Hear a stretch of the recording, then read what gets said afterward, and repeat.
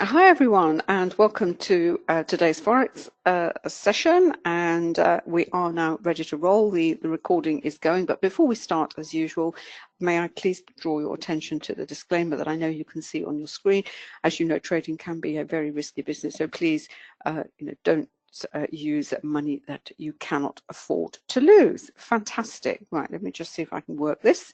Sometimes I'm not very good with my slides. Oh, here we are. There we are. That's me. That's David sitting. He's actually sitting opposite me at the moment. We will be running this in tandem. We'll be looking at the markets through the prism of volume price analysis, but also looking at the fundamental news, the what's happening in related markets, how they interact with what's happening on our in the Forex, and also more and more the politics. And I won't bore you with all the politics. You're all very much aware of what's going on, especially here in the UK. But I've got a very interesting little link to share with you later on, which really did make me chuckle. I did put it up on my Facebook page for those of you who follow that, but I'll share that with you in a few minutes. And basically, what we do, we'll be looking at the charts, as I said, from the perspective of volume price analysis, but drawing in all these other elements that help to explain what is driving the price that you see on the charts, and what VPA does for you. It really anticipates what is likely to happen next. And we will also be using it in conjunction with our quantum trading indicators. This is the slide from the education program. I can see we've got some of our students here in the room today. You'll know this is from the relational analysis module. It really explains how the markets, all the four capital markets, they're very intimately connected. And once you understand the connections, it's not so much to do with correlation, it's really to do with how they interact with one another. And when bonds are moving, which are the currencies that is likely to be moving. As I said, it's not strict correlation. It's really the intimate relationships that the four capital markets have with one another, and how we can use that and leverage that to help explain why certain currencies may or may not be moving. And as I said, we'll be using the quantum indicators from the quantum toolset. Again, I can see some of our quantum users, which is lovely to have you join us. And I'm always delighted, David and I are always delighted to have you join us. I'm delighted to receive some of the fantastic emails that we get from new users. And the trading conditions are not easy at the moment. And I think I had the email, the latest email I had was one of our latest users, actually has the indicators for Trading View, and is doing extremely well in choppy markets. And if you can do well in choppy markets, and take pips and very small losses, I can assure you these conditions aren't going to last forever. You will do even better when the markets kind of settle down and have some firm direction in one way or another. This is just from the currency dashboard. This is the subset of the indicators specifically for the Forex. We've got the currency strength indicator, the matrix array, and heat map. We always start with the currency strength indicator, and particularly the way things are at the moment. This is the indicator that if you don't have it, I urge you strongly to consider, if not ours, then an indicator that will show what is happening on an individual currency, because at the moment, the way things are, it's the only way we can really try and pick out where we can see some movement in, some movement where there is an opportunity for a trade. I'm going to stop there. I'm going to pass over to David. I think he's recovered now from the stress of technology, and we'll get going. Thanks, darling. Very warm welcome, and apologies for the slight delay. I can tell you trading's a lot less stressful than dealing with technology sometimes. But there we go. Can I take the slide? Yeah, the slides can go. Sorry, darling. Yeah. Back to the charts, which hopefully you can see on Anna's side. Anna's on MT5. I've got the NinjaTrader running on my side, NinjaTrader 8, and just seeing what's going on. It's pretty flat at the moment. Anna's got pound yen, but I've got cable up, and there's been a bit of a rally on the pound. But as always, that could well reverse as we get up to 8 o'clock. So it's certainly tentative in terms of a bullish reversal on the faster time frames. I'm talking about the 5 and the 15 minute at the moment. Let me pass back to Anna, and we will get going. Okay, a couple of things. First of all, I really do have to share with you this with you because it made me chuckle so much. And then basically, the algos that have been used up to try and trade the what is happening with Brexit is that they've basically, well, blown up. Really, that's the only way that you can I can describe it. I'm going to put this link in the chat because it really is worth reading, and also it kind of, well, it confirms a number of things on a more serious level. But as traders, let's step back a bit. The one decision we have to make, there's lots of decisions we have to make. You have to make a decision whether you're a discretionary trader or a systematic trader.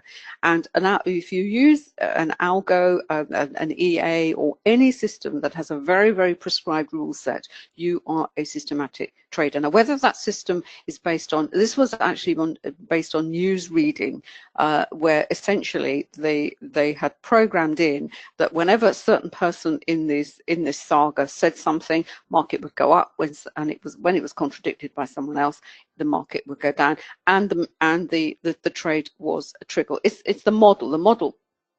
That's how it was it was developed. But because the Brexit is such a mess, I think there was said here, it was that, they were going down to the level that if someone had made a thumbs up sign, then that was a good sign. It basically all got it's gone completely out of hand. Hand signals, there we are. That the whole thing, they've had to, I think the people who one of the funds that was running it, they basically had to draw a line underneath it, and even so, the point of the article is even the machines have kind of given up with the irrationality and the ridiculous sort of posturing that we've had from both in this Brexit saga. But it also, as I said, it really highlights this other fundamental issue as trading, whether you're discretionary or whether you are systematic. Now, David and I are discretionary, but we have a system, in the sense we have a methodology, we have volume price analysis, but we take the ultimate decision whether to enter or not. So whether we can, we may see a perfect setup, potential trade setting up, and we make the decision whether to take that trade or not. If you're a systematic trader and you have a very prescribed rule set, whatever that rule set is, whether it's based on fundamentals, a mixture of fundamentals, technical, it doesn't matter. You make the rule set, and the rule set is fulfilled. You see something on a chart and something, and you have to take that trade. You do not have the discretion to say, no, I don't want to take that trade, good or bad. You have to take it. And that is the fundamental difference between the two. Now, the systematic traders, they can abrogate that to that responsibility of actually pressing that button to an EA or an algo. So if you like, you don't have a choice. The machine has to, the robot has to take the decision for you. And then you look at your results, and maybe you have to tweak it and what have you. But you cannot withdraw. You do not have the decision not to take the trade if the conditions of your system have been met. But as a discretionary trader, it is down to you.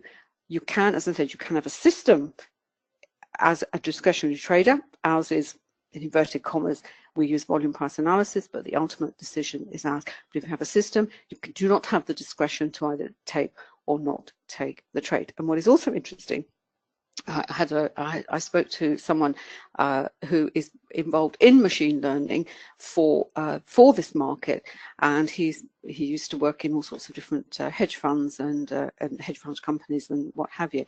And the interesting thing he told me, that of the traders that he came along, the ones who were ultimately successful in the longer term were actually discretionary traders. So, but he's involved in machine learning. So take that from that what you will. Okay, so that's what I wanted to share with you. I'll put the link in the thing.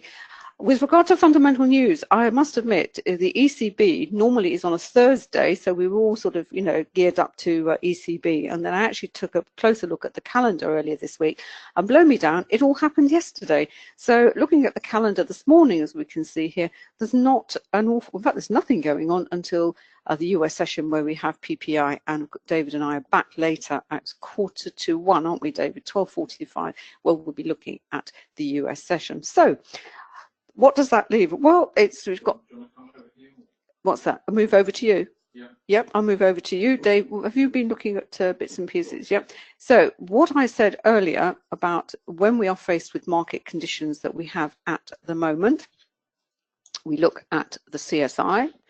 This is where we start. And let me just undock this so we can, so I can have a look at I can change the time frames. There we are. Where's it gone? Let's move that out of the way. Everything is a bit jittery with my charts at the moment. Although I didn't have the same problems as David, I still seem to have issues with some of the indicators, but I know it's to do with the Windows update. My machine always goes a bit screwy. Right. How to approach the markets where they are at the moment, particularly if the pair that you normally trade, as I said, things are just so up in the air at the moment, and then they're very flat and So one of the ways you can approach this is through the CSI. You isolate the individual indicator and you look for a trading opportunity. This is the 30-minute chart. Given also market conditions, stick to the faster time frames in terms of both looking for a potential setup, and by faster I've got the 30-minute. I've used the 30 and the hour as a kind of benchmark just to show me where the market is, where the flow of the money is going. At the moment, we can see here on the 30, we've had some buying of the euro. It actually sold off after Draghi yesterday. We've actually got the Canadian moving higher down here, and we've got the pound, as I said, turning over here as well. And we've got a bunch of lines stuck in the middle, some going in the same direction and others with divergence. And as we've explained earlier, the CSI is not, it works on different levels, or the first level, if you like, is what is being sold, what is being bought heavily in a particular time frame, and it's telling you go and look at that currency, not necessarily at a currency pair, but at that currency, and then we try and match it with where so we've seen the buying of the euro. Where is that buying strongest? What other currency is that against? And is it highlighting a potential trade? So that's on the 30-minute. Then we go down to say the 3-minute chart here. What do we see here? Well, we see here that, as David was saying, this was the buying in the pound that had come in. This oversold. Then we had a little bounce higher. Looks like it's turning over. So, if you like, it's rejoining the move, the stronger move that we can see in the slower time frames, the 30 minutes. So, if you like, this move higher here against the flow of what we see in the 30-minute. Could that have provided, let's go down to 3-minute, could that have provided from here to here, could that have provided a potential scalping opportunity, and against what? So I've actually got it on the 3-minute here on the pound yen, and what that is representing, I've just happened to have the pound yen. I needed to go and look at the other pairs as well, but it's actually a nice demonstration of it, where we've had the move lower in the pound, we have the volatility, we have the retreat, and we have this counter, we have this sort of secondary trend higher, if you like. Would that have been enough to consider a quick scalp, as it were? And that is a decision only you can take, but that is what the indicator is highlighting. And now is it coming to the end? But we've got a 2-bar reversal here, and we're coming up to London as well. And that is, if you like, that is the primary move lower. This is the secondary move, the correction, if you like, the reversal. Was there a potential trade in there? We would have had to look at our options, look at the indicators, and now is the original trend lower? Is that going to resume? Is there going to be a resumption of that? And then we look at support and resistance levels, and all the other things that we need to consider when considering a trade. So that's a very, very brief outline of how we can approach these very tricky markets at the moment. I'm going to pass over to David because you've been looking at, you've got London coming up, and see what he's been looking at.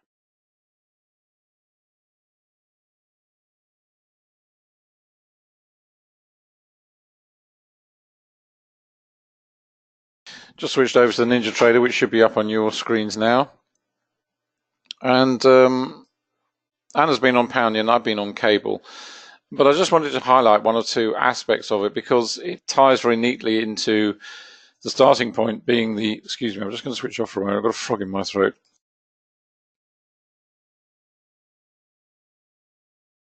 It ties in very neatly to the starting point, which is the currency strength indicator. Then you're back to the charts, you're looking at the matrix, you're looking at the array, looking at all aspects, and of course volume price analysis. And what I wanted to highlight here is just on the 2-minute, several aspects, but particularly from a VPA perspective. And remember that this is where my cursor is now. That is 7 o'clock our time, so that's when Europe's getting underway. The volume over here is relating to Far Eastern Asia. So in terms of comparing volume, we can look at this chunk of price action through here. This is 8 o'clock coming up in a couple of minutes. This is when London will get underway and we'll see a surge in volume as always. But what I wanted to highlight was really just how powerful VPA is and how it will underpin and support your analysis from the indicators through the chart. And if you look at the volume spikes, which really stand out, we've got two of them. We've got one here and one here. And whenever you see an anomaly like that, that is clearly telling you that this market is not going to go very far because we've got a ton of volume coming in. The price action has come off the highs. It's closed about halfway down the candle, wick to the top side. You do not expect that market to go very far because you've got a ton of selling in there. The market makers are selling into weakness and the market rolls over. Now this is on a 2-minute time frame. This could be 15-minute, could be anything. It doesn't matter. VPA is universal, applies to all time frames, all markets. The market then tries to rally again, and what happens? We get this little run up. That was reflected on the CSI. There's all sorts of reasons that we're looking for this not to go very far. We've got tons of volume in here. We're trading within the volatility of this candle. We've got a ton of resistance overhead here at 30.98. So if we were trading this to the long side, certainly wouldn't be hanging around in here, and certainly not against the slower time frames on the CSI, which are still very bearish towards the British pound, certainly against the dollar, which is rising on that time frame. I can't remember, I wasn't looking at the yen at that point. We then get to this second phase of price action here. Once again, we see pretty much a repeat, ton of volume coming in, candle rises, tries to rally, market closes halfway down again, it's weakness. And that is really, it really encapsulates volume price analysis, which is read in conjunction with all the indicators. It will give you that advanced information about what is likely to happen next. And if you're in a position, if you're a scalping trading, you've taken that position on as a rapid fire trade to the long side, as soon as you see that, that is a warning signal that this market is looking fragile. And to be honest, if you're in that situation, you've got a decision to make, and the decision really is just to get out because there's lots of volume going in here. The reason this is more selling than buying is because if this candle was purely buying, then the close of the candle should have been up near the top here of the high of the session of the 2-minute time frame. It isn't. It's closed back down here. So you can conclude that an awful lot of selling is going on in here. The volume is very high, and therefore it's heavy selling, and therefore at the very least you expect this market to roll over. You've also got the volume point of control in here, so you're expecting it to roll somewhere back down here into a congestion phase. Absolute heap of volume goes all the way out over here. Just pull that back a bit. There we go. It goes right the way over here. So there's absolutely masses of volume sitting in around here. We've now got the London Open underway. We're going to see more volatility coming in, and literally as I'm talking, you see the volatility indicator triggered. That's the power of the indicator. What it does is it doesn't wait till the bar's closed. It will automatically trigger and warn you that volatility is in the market. The market makers are very active. It triggers with these little triangles, certainly on NinjaTrader at any rate. On MT4 and MT5 it's different. It's triangles on MT4 and dots on MT5. And it's just giving you an immediate heads up. We've got another one coming in. No great surprise as the market gets underway. Ton of volume here. The volume here is now lower because this is being compressed by this volume here. And you can see here the volatility is triggering all the way up through this region of price action. The question you've now got to ask yourself is, on this particular candle, if the candle closes anywhere off the highs, then are we going to see a reversal of congestion into the price spread? The chances are yes, probably. We've also got a heap of price resistance overhead here. All these levels up here are signaling resistance to the price action. That is on one level. That's just on the fast time frame. And I wanted to highlight it because it really is a good example of applying VPA in the markets to help you in your decision making, supported by the indicators. What's interesting at the moment, if you look at the trend monitor, it's been transitioning here because we had that minor rally. It's now transitioned back to red again. We've got red on 5, we've got red on 10, and we've got red on 30. So the current bearish sentiment towards the British pound, certainly as far as cable's concerned, I'd need to go and have a look at the dollar to see what the dollar's doing in that context. Just head back to, let's go to the dollar indices themselves. This is on 5 minutes. We've got the yen on the left hand side. That's been sliding lower without any great momentum so far this morning. This is the dollar. Some volatility in the dollar as well. That's been it's been a little bit range bound, a bit of volatility coming as we get underway. And this is the euro on 5 as well. Again, a lot of volatility. Not great direction for the euro either. So everything's pretty range bound, lots of volatility, and it's a question of being patient and just waiting for the trades to develop. Just knock that out of the way. We've now got the volatility candle closed off on 2, so at the very least we're expecting some range-bound activity to follow. If we clear that level of price action, that's fine, but what we're expecting now, given we've got the volume point of control down here, lots of resistance overhead, volatility candle on this, it followed through from this one. Now it's closing down here, so we're going to see some range-bound price action develop. Down onto the 30-minute, very volatile, trading in a range. Very strong resistance in here, this red dash line, very heavy, very wide. It's telling us there's a ton of price resistance in place there at 1.31. No great surprise, because whenever you get to zeros and 50s, that is where people are going to layer orders into the market. So, you know, this is one of the reasons you've got this very, very strong region of resistance, which is actually acting to hold the market down at the moment. Transitioning through to red at the moment. You can also see this was the price action on 30-minute expanded from the faster time frames. This is the volume came in. That was the attempt to rally. Market tried to rise, closed back pretty much near the open. Lots of volume under there. And it's interesting to see what happens on this particular candle. So it's no great surprise to see all this going on, given the politics behind the pound. And it's just simply a question of waiting and being patient for a trade to develop to one side or the other, but it's certainly looking pretty bearish at the moment for the British pound. Just see what's going on the slow time frame. Let's go back to the CSI. Little bit of buying coming in. This is on 5 minute, as you can see. So depending on your, and that's on 15. Bit of buying there as well. The dollar is starting to flatten off a bit. Has been rising, seen some buying. And it's really just a question of looking at this and just picking out those pairs which may or may not be of interest. Certainly from a, excuse me a moment. Certainly from a reversal perspective, what we'd be looking at to take opportunities from off the reversals from longer term positions, longer term trading opportunities. We've got the euro up here, very overbought. Swiss franc, the green line, that is also rising up into overbought. Down at the bottom, we've got the New Zealand yen, that's falling, New Zealand dollar rather, beg your pardon. And the Japanese yen, both moving down into oversold. If you go a step down to the 5 minute, there we've got the New Zealand dollar, the grey line, very oversold, moving into that region. The Swiss franc up here, the euro joining it. The yen looks as though it's starting to sell off a little bit more strongly, and maybe that will get down into oversold as well. So from a reversal perspective, what we might be looking at for slightly slower time frames, certainly development of something out of maybe the New Zealand, maybe the Swiss franc up here, possibly the euro in due course, possibly a reversal coming off there, and possibly a reversal off the yen in due course as well. Let's just head over to the matrix. This is on 5-minute.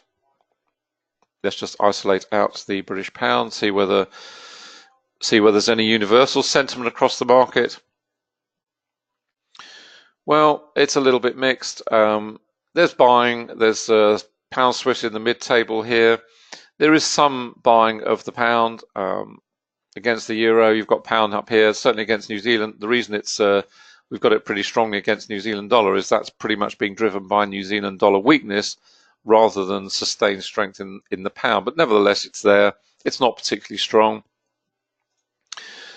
And the development of that, we'd move that over to 15-minute, isolate it out, see what's going on, and check out the array as well. Let's just see what's happening in terms of the array. This is on 10-minute, different time frame. Again, there is we've got selling of the pound against the Swiss franc here, and again, that is largely as a result of being driven through the buying of the Swiss franc and not so much the selling of the British pound right now. So that's the reason that one's there. And of course, up at the other end, we've got buying of the euro, selling the pound here. This is on 10-minute. So it's really just giving you a slower term perspective on what is going on in terms of the CSI. Oh, sorry. Just go back to that workspace again. Overrun it, beg your pardon. There we go. This is the buying we're seeing in the pound right now. Over onto 15. You can see it kicking up here. Let's go back to the chart, see how that's reflected. You can see the dollar is just starting to kick over a little bit, maybe. So where are we? There we are. There we go, back to multiple time frames again. But it's all very, very choppy. And the reason it's choppy is because we're trading in in and around the volume point of control. We have the volume point of control here on 2. We've got it on 5. We've got it on 10. It's away on 30. It's not on the chart there at the moment. Just refresh that.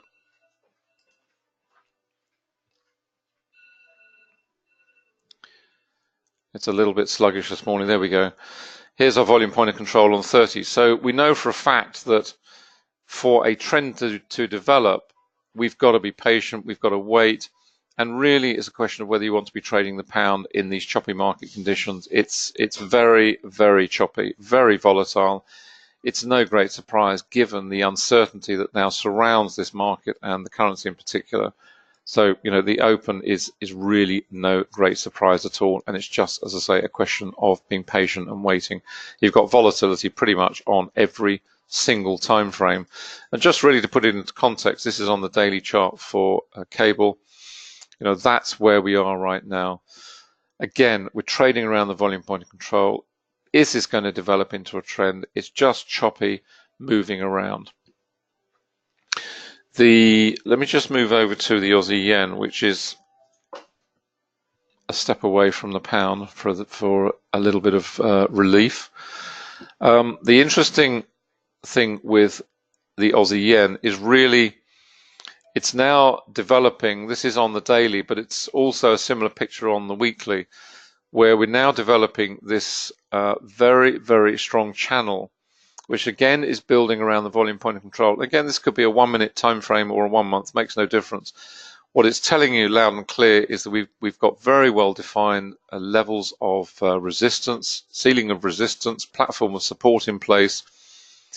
And if this is going to break to the upside, then this is going to have a huge, huge platform in place for development of a trend in the longer term. So it's just one to keep an eye on for the longer term, certainly one I'm considering looking at myself. It's just a very interesting chart, a little bit tedious to trade on an intraday basis at the moment, the Aussie yen, but certainly from a longer term perspective, that looks as though it may be setting up to something quite interesting.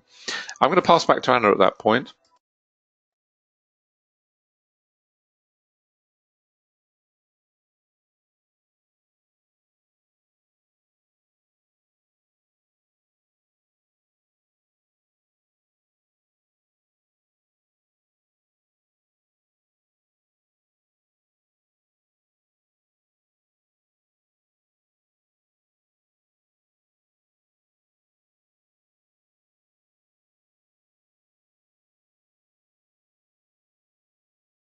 While David was talking through that chart, when we looked at the CSI, let me just bring it up again. Where are we? Where's my CSI? Oh, here we are. One of the currencies we were looking at was the strong move higher in the euro. Let me just go back to the 30-minute. Sorry, I have to keep docking it and undocking it, otherwise I can't change time frames. Yes, and when we were looking at here, we said when we were isolating individual currencies, if we set aside the British pound and say, well, the one we looked at, I said, well, look, that's being bought very strongly in this particular time frame, and it looks like it's going even higher on the 30-minute, which is great because it means that there is maybe an opportunity for a reversal there. And we were looking at the Canadian, but also, as Dave was saying, the yen is falling. The yen is falling because I think markets are a little bit more positive this morning. They're not sort of they're not roaring, but any good news is seized upon as an opportunity to move into riskier assets. And the yen is one of those currencies that can reflect both risk on and risk off. So therefore, looking at the euro rather than sticking with the looking at the British pound all the time, in fact the euro yen is the one where, and this is the difference that you see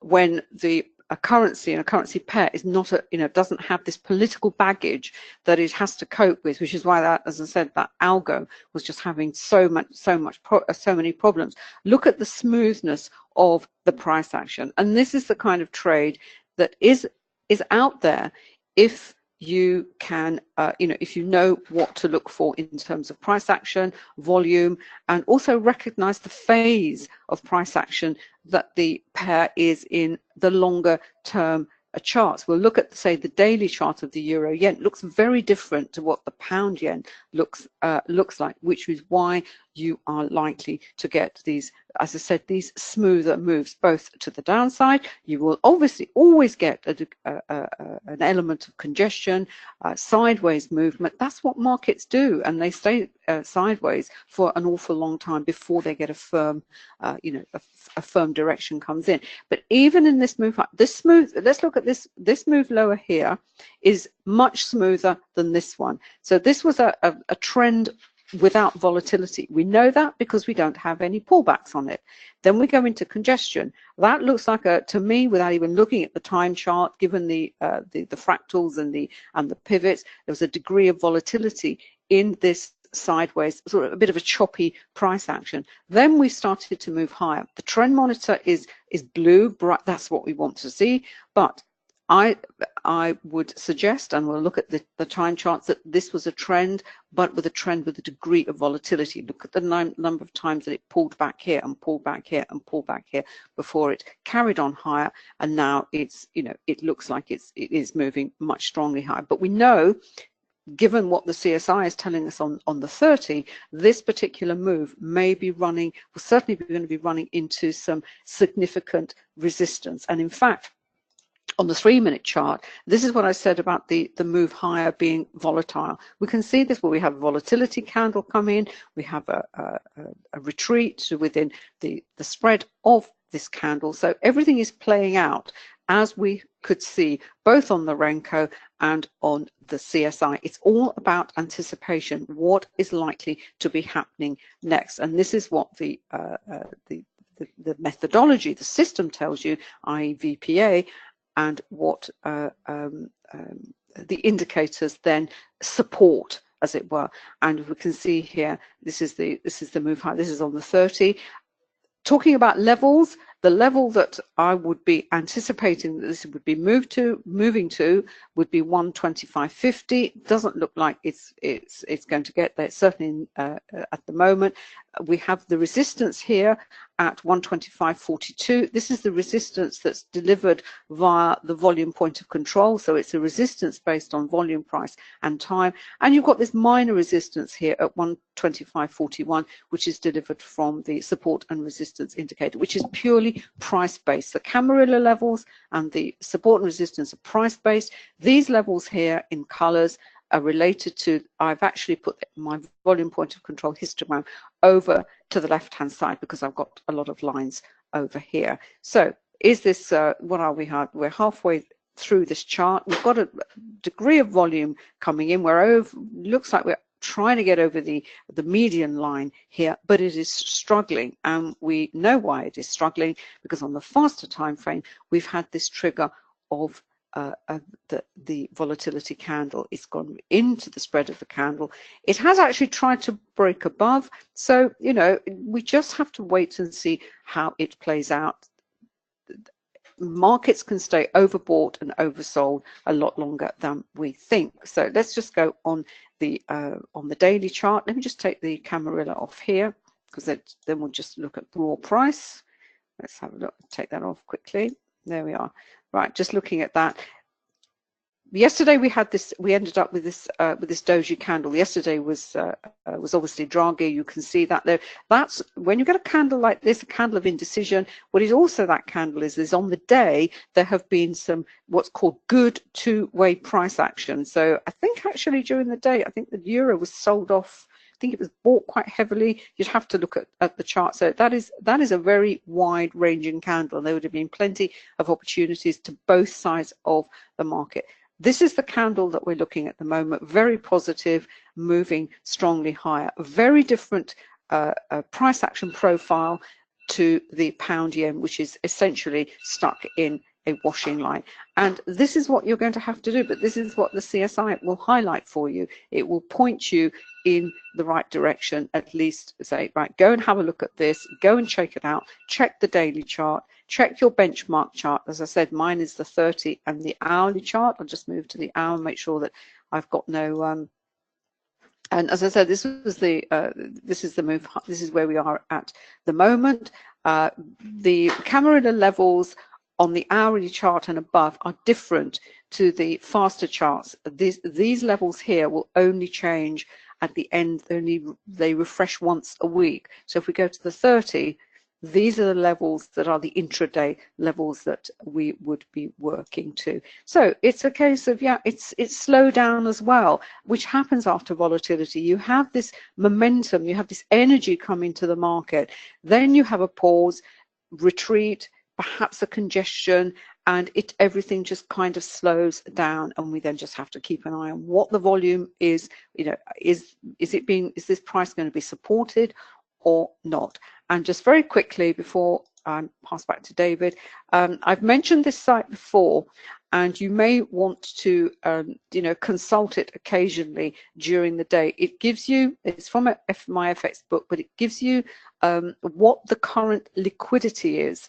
And low liquidity has, well, first of all, low liquidity is telling you there's not a lot of participation, which it has two kind of, it's a paradoxical effect. One of them is, in certain pairs, you get this washing line, you have this congestion, things that are just not enough there to move strongly in one direction or another. But what you also have with low liquidity is you have price spikes, simply because there isn't the massive participation, if you like, to deliver a smooth trade in one direction or another. And to give you an idea of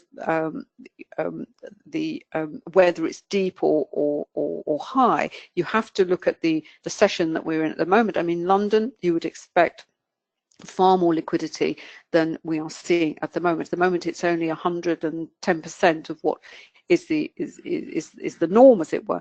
And you can go back and you can see how low it is, and you would expect it to be low in the Asia session. And then you come over here and you look at the time. This is the GMT time. You've got 15:45. This is just before the fix. Actually, this is 15:45. Look at it. It's 314%, which you would expect.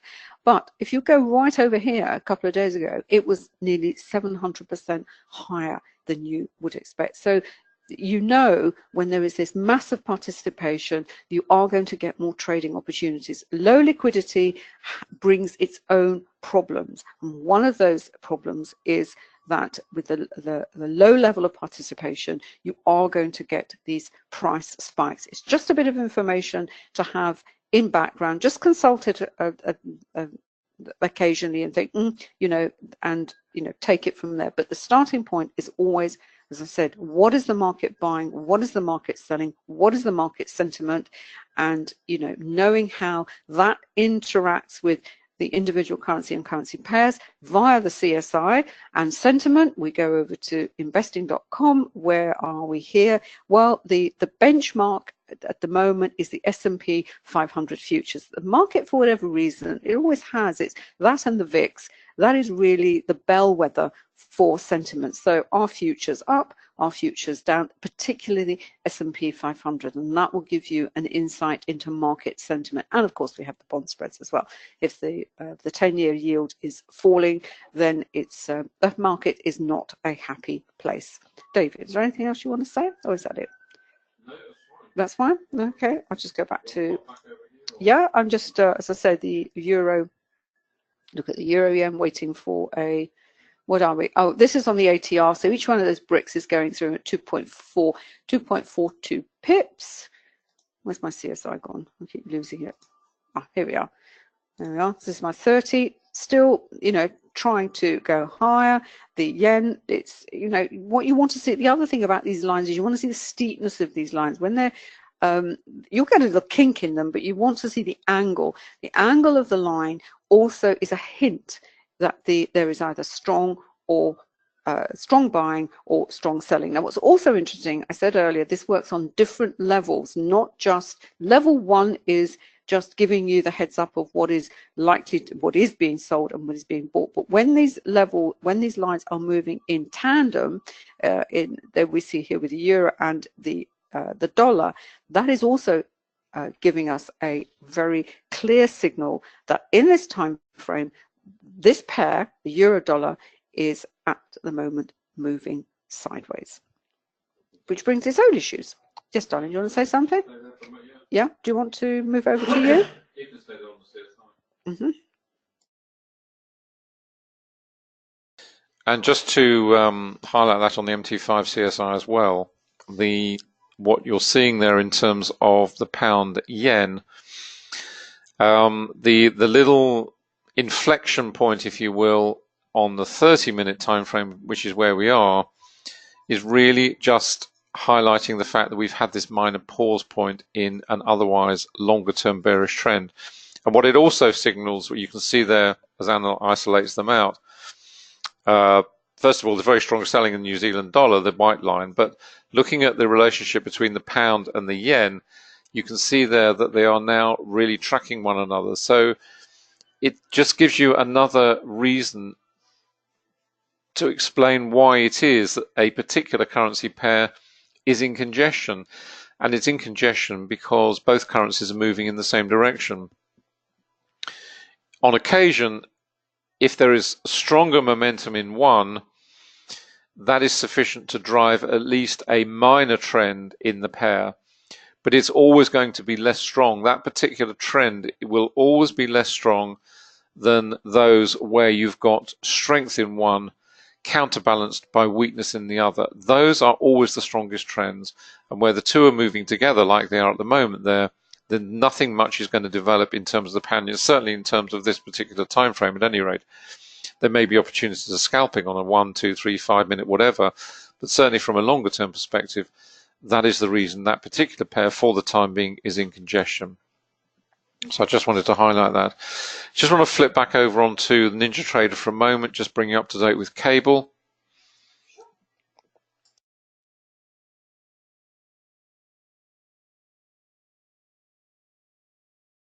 Now, there we go.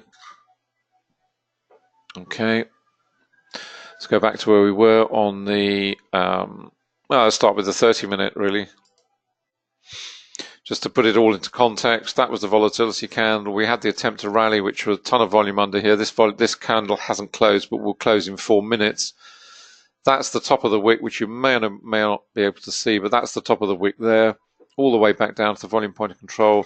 The volatility is triggered because we're outside the average true range, and we'll see how the volume shapes up on that particular time frame. And what is going on in terms of, this is the fastest. This is where we had the London Open, And as always, it's an opportunity for the insiders, the market makers, to trap, which they will do repeatedly and regularly, and at market session crossovers and all sorts of other points during the day. But this is one of the classic ones. The market moves very rapidly. Traders jump in. They've been waiting for the London Open. Bang. Volatility arrives. We get a reversal inside the spread of the candle, and now we're starting to see the reversal, and we're seeing that reflected on the trend monitor as well as we move back down to the volume point of control. If we reflect that over on 5, there we go. We've got the volatility, this big volatility candle, and we're now just reversing back inside the spread of that particular candle.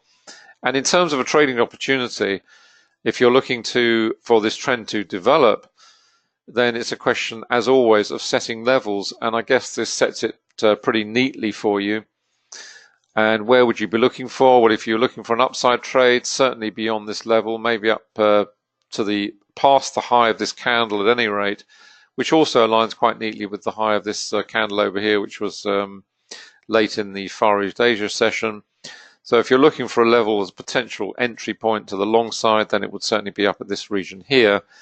And to the downside, we've got a pretty similar situation. We've got 2 tests down here at 30.78, currently trading at 30.85. If we're going to trade to the short side, and there's no reason why not to, but you've got to be patient and wait for those levels to be breached. We've got low volume node down here, so there's pretty light volume in that area, certainly on the 5 minute at any rate. Let's go up to 10. Similar picture. Very strong resistance here. Never cleared it. We've got the level up here, and we've got the level down here. We've got a decent platform of potential support here, which has been tested a couple of times already in this session. A lighter level down here, a low volume node here. So if it does move to the downside, the trend monitor is bright red. We transition through from blue in this very labored bullish trend higher. Now we're into bearish territory. Ton of volume here as we get London underway. Now we're waiting to see what develops to the downside. And really that's it. And then it's pulling in, going right back to where we started, I guess, which is with the Renko. Using a non-time-based chart such as a Renko or a tick chart on NinjaTrader at any rate, but certainly on MT5, the Renko, it just smooths out a lot of that price action. It takes away the whipsaw nature. Yes, you get the bricks developing, and all the indicators working exactly the same way. You've got price support, price resistance, you've got the trend monitor, and you've got the trend dots as well. And it just gives you another mechanism by which to view that price action, stepping away from the spikes of volatility and the spikes of the candles themselves. And that's where we're on the daily. So really not just reload the VPOC again. It's just very much sideways price action. Volume point of control is sat here. Ton of volume around this region, and exactly the same principles as before in terms of looking for opportunities. If you're looking for a breakaway from this region in terms of a longer term development of trend, then you've got to look at levels. You're looking at the floor down here somewhere. You've got a pretty strong ceiling in up here. This is probably a pretty wide range now. This is over, what, 200-300 pips now. But from a longer term perspective, that's not a problem because you'll be looking to take that out in the market anyway. So it's a question of just being patient on the slower time frames. Ton of volume underneath. It's really only when we get back down to these levels, which probably won't be seen anytime soon, where we have very light volume. But the trend monitor is just consistently confirming the bearish nature of the market right now. But we are trading around the volume point of control itself, so it's no surprise to see endless congestion going on for the time being, certainly in terms of cable. I'm going to pass back to Anna.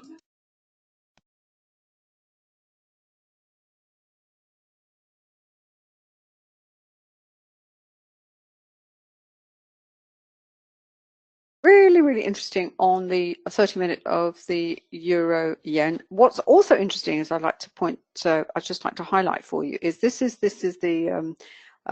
yesterday, obviously, from Draghi, and we saw here this very, very sharp sell-off in the euro. Basically saying he was very, very uber dovish. They're talking about more negative interest rates at different levels within the banking system. You can catch up with his comments and the analysis of his comments on somewhere like Forex Live and your general news feeds. But from a price action perspective, what's interesting as well is these are the two big volatility candles marking the move lower. We saw here the first one and then the second one, and then we've had this retreat into the spread of this second one. And in fact, what we're trading now, this bit of price action we've got here now, is in fact within the range of that volatility. The high of this volatility candle is, as I said here, it actually coincides with the level on the VPOC at 125.43. We have a minor level here.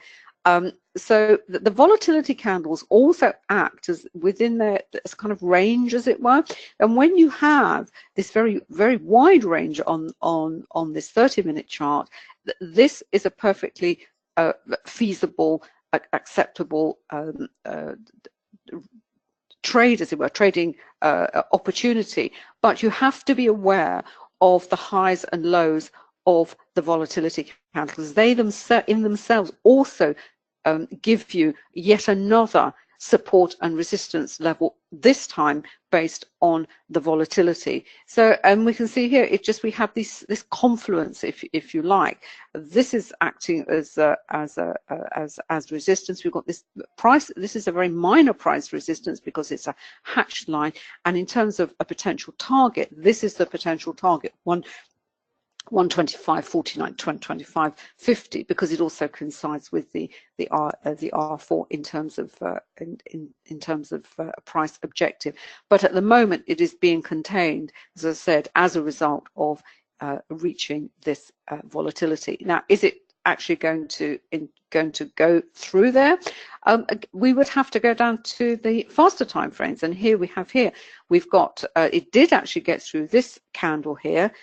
This is the pullback, and this is the attempt to rise. We've got 125.43 again, coinciding with the levels that we have on the slower time frames, and we just have to keep going back to our non-time-based chart. It hasn't, it's still trying to move higher.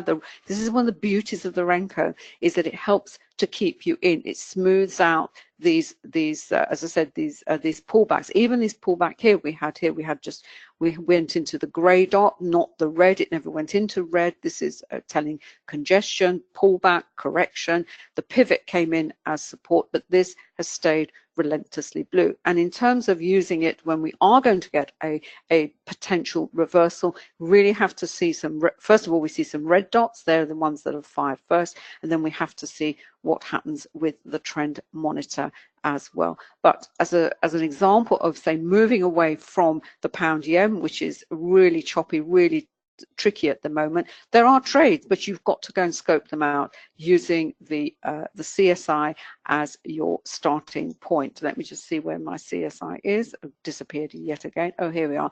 This is my 3-minute one, as we can see here, and this is what is driving this pair at the moment. And as David said, sometimes you get this asymmetric force from one pair that's much stronger. It looks like it's possibly the yen which is helping to move the pair higher, rather than an overwhelming desire from the market to continue buying the euro. But this is the 15-minute. We can see this overextension. The yen isn't quite at its overextended down here. Then, of course, we've got and as David said, perhaps the Aussie yen may be a better one to look at, because on the 30-minute we've got the yen falling down here, but look at where the Aussie is in terms of its travel into overbought. It's at a fair distance away from where the euro is. So possibly the sentiment as expressed by the market via the yen, now that is going to be expressed more strongly in another pair. We've had some nice buying in the euro yen, but maybe on a sentiment basis, the market is saying, okay, selling yen, I'm fed up with selling it against the euro, or it's come to a point where, as I said, it's come to these resistance levels on the euro yen pair, but the market still wants to sell yen. Well, where has it gone to? Well, there's the Swiss yen, and we've got the Aussie yen here. And why? And look at the position of those lines of the other currencies in relation to the yen. Right, that's all I've got to say. David, you've got to say any questions? No, we've done all the questions. Just very, very quickly, as I said, we haven't really gone over time. We just sort of wanted to catch up from the slight delay from this morning. Very, very quickly, as I said, the investing.com is where you can go and catch up on what sentiment is. Just use the S&P 500s for global market sentiment and also what the VIX is telling us as well. You've got the bond yields there. Keep an eye on the liquidity. What is it? Well, we seem to be creeping higher, which is, no, it's not. Where are we? We've actually gone down slightly, 114%. But, you know, we'll keep an eye on it, certainly for the New York session later on. If it's your first time with us, the indicators that we've been referring to, they're our own ones we've developed, David and I, for our own trading, and available from Quantum Trading. We've been looking at the MetaTrader 5 and the NinjaTrader, but as you can see, they're also available for TradingView. Not the full set on TradingView, but the CSI is available on TradingView, which is, as a trader, that is the one I always suggest Forex traders, everyone should have. All the details are on the indicators are there. You can buy one, you can buy a bundle, or you can buy the full package. The advantage of the full package is that whenever we develop a new indicator, it will be automatically added to your package. You don't have to pay us any more money. If you click on the individual indicators, it will take you to the page where all the videos are, and the support page is really explaining why we developed it, how you can use it in different trading scenarios. And the education, the Forex education program that David and I have put together is here at Quantum Trading Education.